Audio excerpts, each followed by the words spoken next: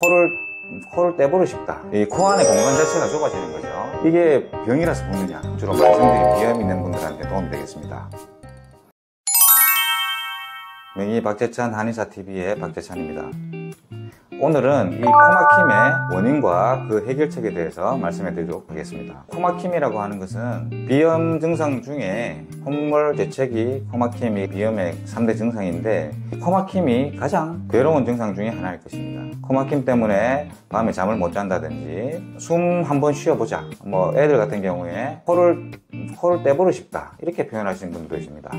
그만큼 코막힘이라는 것이 일상생활에 있어서 아주 삶의 질을 떨어뜨리는데 한 몫을 하는데요. 일단 우리가 코막힘이라고 하는 것은 이 코 안의 공간 자체가 좁아지는 거죠. 숨이 이 코를 통해서 이렇게 배로 들어가야 되는데 이 코 자체 안에 이 숨이 들어가는 길이 좁아지면서 코막힘이 생깁니다. 코 안에 점막 속살이 있습니다. 속살이 갑계라고 하는데요. 이 갑계라는 것이 부어서 공간을 좁게 만드는데 이 갑계라는 것이 왜 붓느냐? 이게 병이라서 붓느냐? 물론 항상 그러신 분들은 병 때문에 그렇다고 할 수 있겠지만 원래 비갑계의 생리적인 기능 자체가 폐의 관문이라고 볼 수 있습니다. 그렇다면 밖에서 들어오는 관문이라는 것은 적들을 막고 내부를 보호하는 데 중점을 가지고 있죠. 그래서 비갑계 같은 경우에는 우리 폐가 상하기 쉬운 건조하고 차가운 공기가 갑자기 이렇게 우리 폐로 들어오는 것을 막기 위해서 수축과 팽창을 이렇게 그때그때 상황에 따라서 하게 됩니다.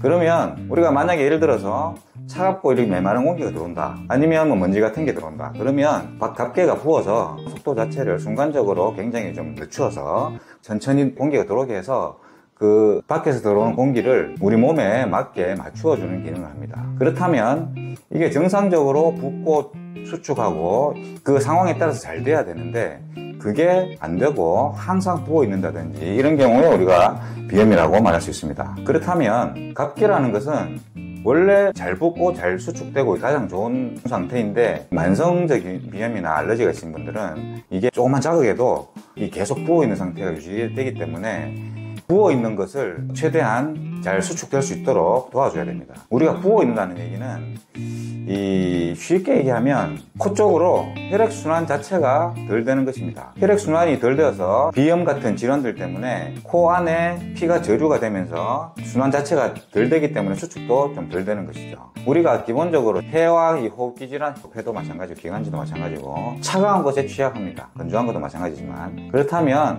우리가 근본적으로는 이 호흡기 쪽은 따뜻하게 해줘야 됩니다.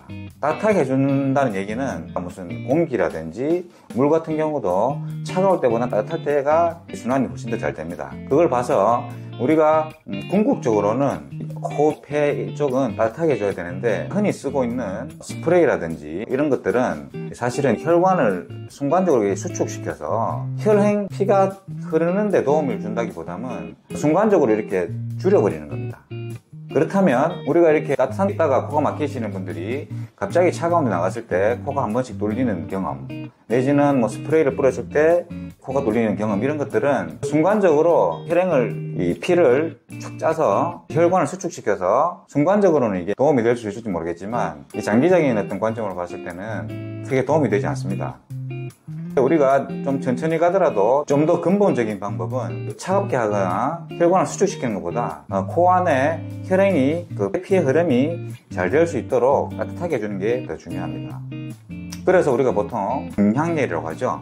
코 옆에 이쪽에 있는 이 혈자리를 자주 이렇게 주물러 주거나 코 옆에 이 혈자리를 눌러주면 전체적으로 코도 따뜻해질 수도 있고 코 안에 피의 흐름을 좀 더 원활하게 해줄 수 있습니다. 그래서 보통 코를 따뜻하게 하는 방법들이 혈자리를 자극한다든지 내지는 마스크를 끼고 있는 것도 도움이 될 수 있습니다. 따뜻한 물, 따뜻한 전기로 스팀을 하는 것도 도움이 될 수도 있고요. 이런 방법들이 코가 항시 부어 있는 사람들, 주로 만성적인 비염이 있는 분들한테 도움이 되겠습니다.